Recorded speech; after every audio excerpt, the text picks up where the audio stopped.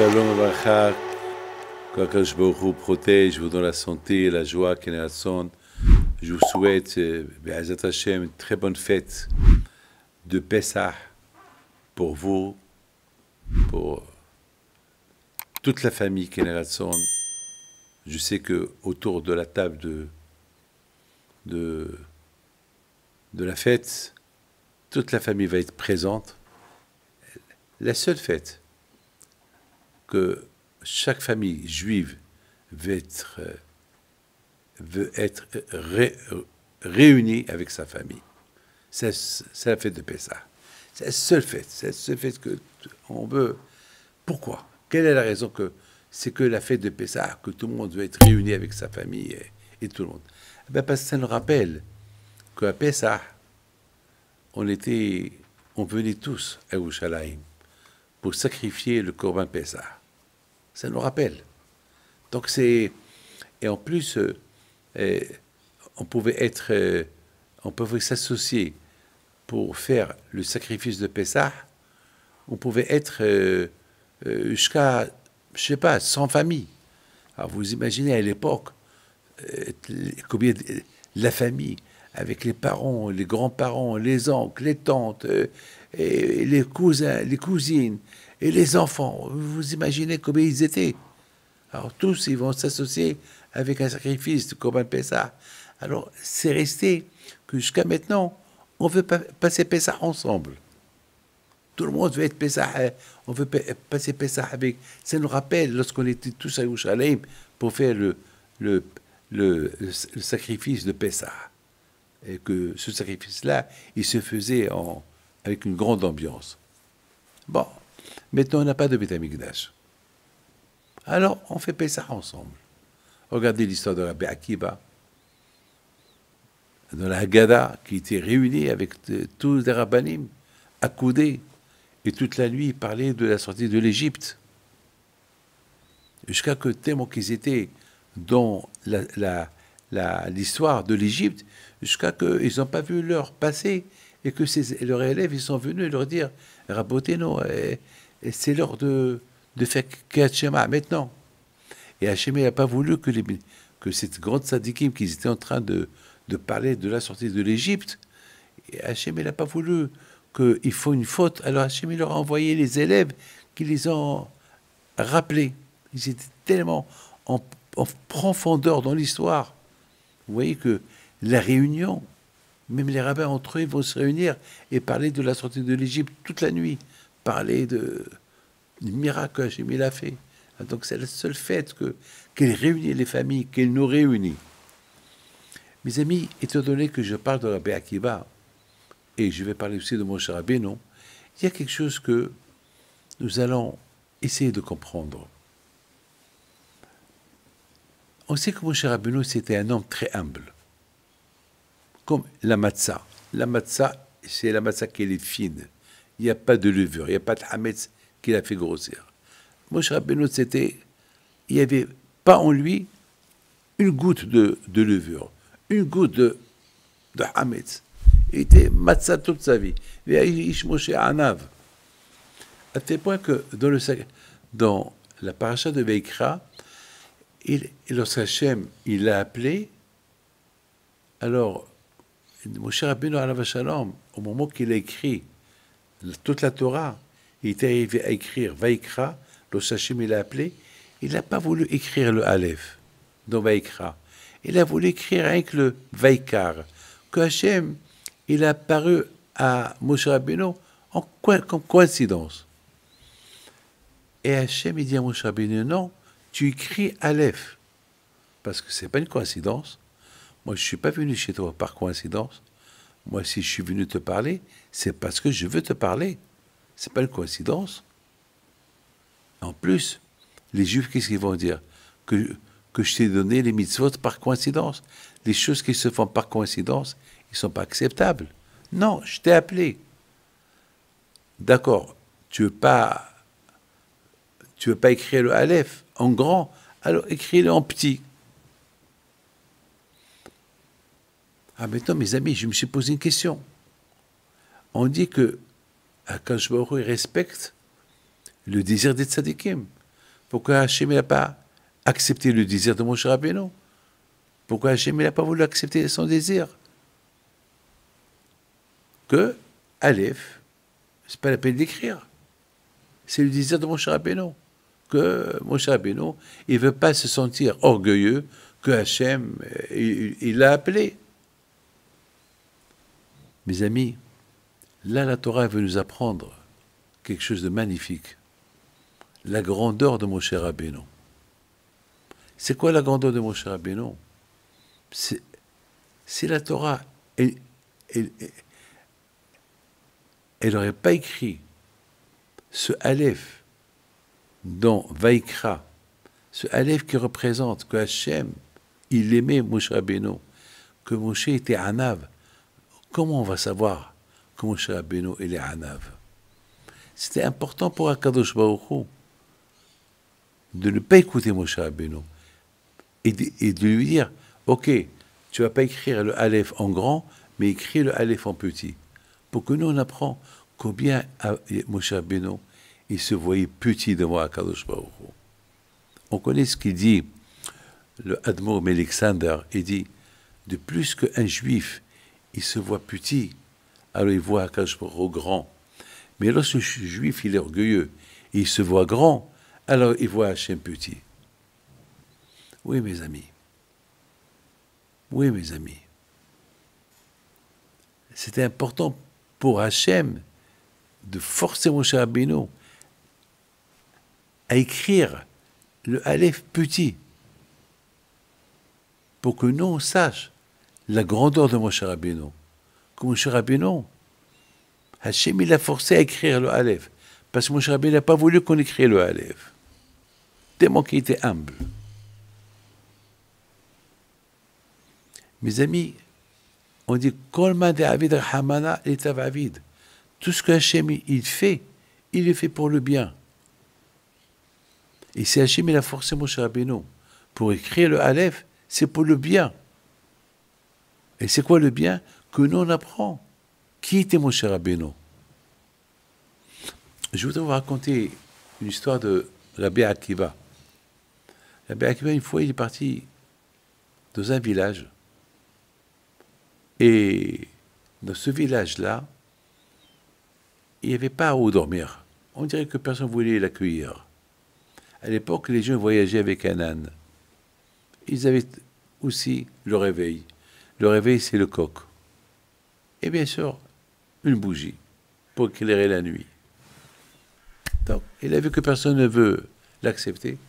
Il n'a pas dit, il ne s'est pas énervé. Il a dit, c'est la volonté d'Hachem. Comme un David Rahamana et Tavavid. C'est Hachem qui a voulu. Rabbi Akiva, il jamais jugé mal les gens. Il juge toujours bien les gens.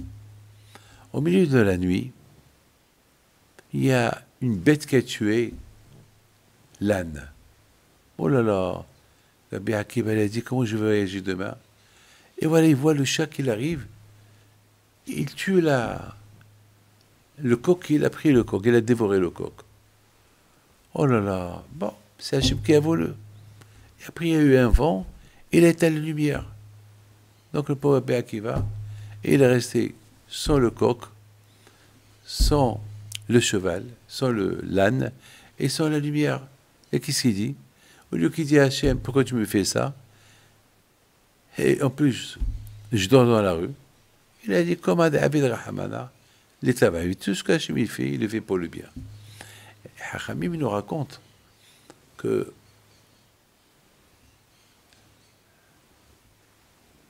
un groupe de voyous,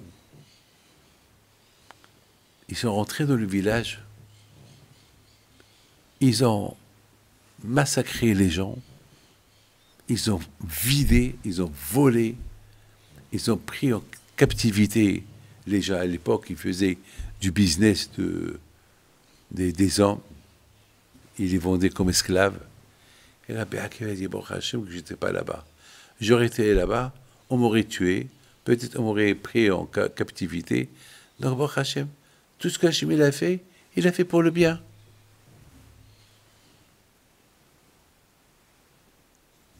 Mes amis, c'est ça le plus grand sacrifice. Le plus grand sacrifice, c'est de ne pas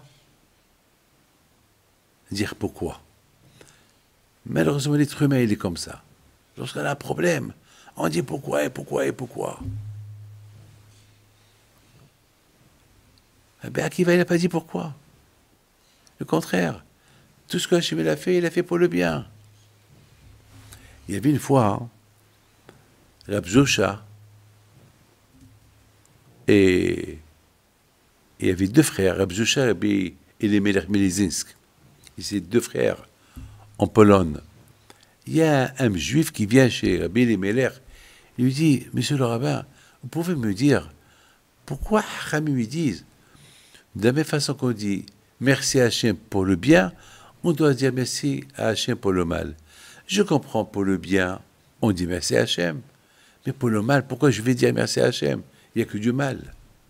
Comment on peut dire merci à Hachem pour le mal qui peut nous arriver? C'est impossible. Elle dit, va voir mon frère, Rab Zosha, il va t'expliquer.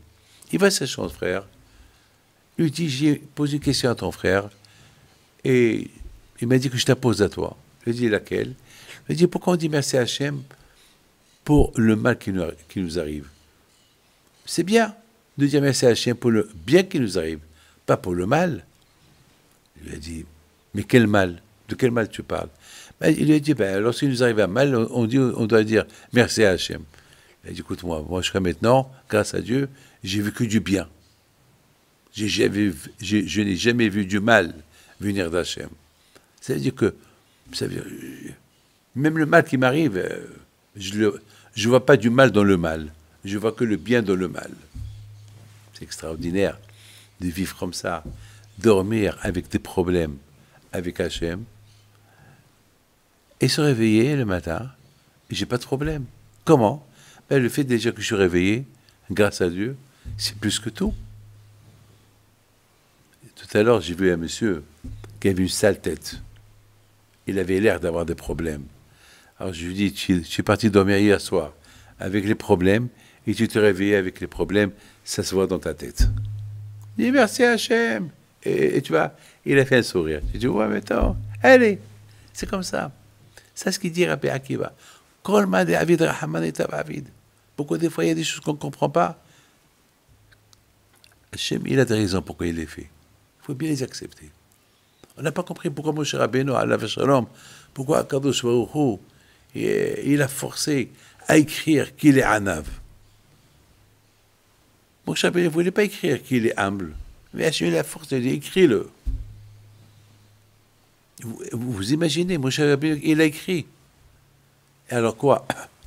Vous imaginez que moi, quelqu'un me dit, David, écris, David Pinto, il est humble. Et cette lettre-là, on va la diffuser. C'est impossible. Moi, je vais écrire sur moi. Ben, mes amis, moi, peut-être, si je l'écris sur moi, je vais sentir un peu d'orgueil. Mais pas Moshe Rabbeinu. Si la Torah, elle a écrit que Moshe Rabbeinu était l'homme le plus humble du monde, et c'est lui qui l'a écrit, c'est qu'il était vraiment humble. Parce qu'Akadosh Baruch Hu le connaît. Et justement, Hachem, il veut qu'on apprenne de lui. Et c'est ça le plus grand sacrifice. Le plus grand sacrifice que l'homme peut faire lorsque on lui fait des éloges, on lui donne des compliments, et lui, il ne profite pas de ces compliments-là. Il ne profite pas de tout cet honneur qu'on lui fait. Et il essaye d'éviter au maximum. Et c'est la Torah, il nous écrit ce que Moshe Rabbeinu était, c'est pas qu'on apprend qui était Moshe Rabbeinu. Sinon, jamais on aurait su qui était Moshe Rabbeinu, la grandeur de Moshe Rabbeinu.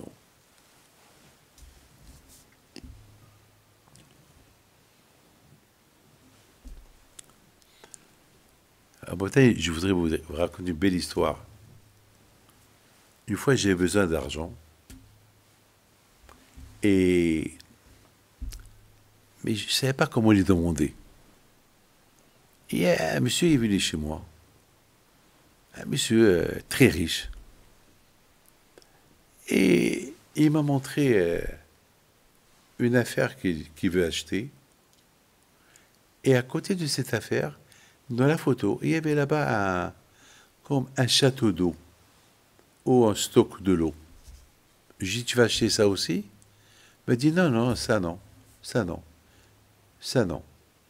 Alors je lui dis, et vous avez, dans votre commerce, vous avez là où vous stockez l'eau? Il me dit, oui, on a. Je lui dis, il est bien? Est-ce qu'il est solide? Ben, il dit, oui. Ça fait 20 ans qu'il est là-bas, on n'a pas de problème. Ah bon? Et combien de litres? J'ai commencé à lui parler que du château d'eau. Alors il me dit, Rabbi David, moi je ne suis pas venu parler, moi je veux savoir est-ce que j'achète ça ou pas. Alors je lui dis, encore j'ai commencé à parler sur le château d'eau qu'il a dans son commerce. Mais la Chamaïm, je ne sais pas. Jusqu'à que moi-même, après je me suis dit, mais pourquoi je parle de ça? Jusqu'à que j'ai regretté. Après je lui dis, bon, alors ça va. Alors, que le bon Dieu t'aide, merci. Je te donne ma bracha pour cette affaire-là, mais je te déconseille, ne l'achète pas. Il est parti chez son frère, il a dit à son frère, je sais pas, c'est un rabbin bizarre. Je suis parti pour lui montrer l'affaire une affaire immobilière que je voulais acheter, il me parlait du château d'eau, et là on stocke l'eau. Alors il dit à son frère, bien on va vérifier le château d'eau qu'on a ici, où on stocke l'eau. Ben, ils sont partis voir, ils ont vu que ça commençait à couler. Que Dieu préserve. Si ça coule, eux, ils avaient un commerce du tissu, des millions de dollars, ils auraient perdu. Tout de suite, ils ont appelé les techniciens pour réparer. Ils ont dit, d'une minute à l'autre, ça pouvait exploser. Ils ont vite vidé l'eau et ils l'ont changé. La même semaine, ils sont venus chez moi. On m'a dit, je ne sais pas comment vous avez discuté, vous avez parlé que de l'eau, et finalement on avait un problème d'eau. Alors ils m'ont apporté un chèque et ils ont dit, voilà, en reconnaissance, ce que vous nous avez sauvés. Chez moi, j'ai rien fait. C'est Hachem qui vous a sauvé. Moi, simplement, vous m'avez apporté une photo et j'ai vu là-bas le château d'eau.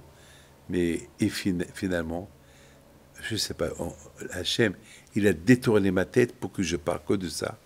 Parce que peut-être Hachem, il avait ses raisons. Et maintenant, en voyant votre chèque sur la table, je vois, c'est la somme que j'avais besoin. Moi, j'avais prié à Hachem comment je vais avoir cet argent. Alors Hachem, il a détourné que je parle que de ça, pour que vous voyez le miracle, pour que Hachem, il vous met dans la tête que vous m'apportez ce chèque-là. C'est une histoire que j'ai eue avec César, en Argentine. Alors voilà, Rabotaï, c'est extraordinaire. Kolman de Avid Rahamana, l'état Avid. Tout ce que Hachem, il le fait que pour le bien. Que Akash Baruch vous protège et vous donne la santé, la joie, la prospérité. Je vous souhaite une bonne fête de Pessah, Nicolas, votre maman, votre papa, vos enfants, votre frère qui est à Genève, et toute la famille, Be'ezat Hashem, toute la famille Mouyal, et Bisrot Rabbeim Pido Akash Baruch Hu vous donne une longue vie, Kenaratson, et Bisrot Rabbeim Pido soit avec vous, famille Elbaz, Amen Kenaratson.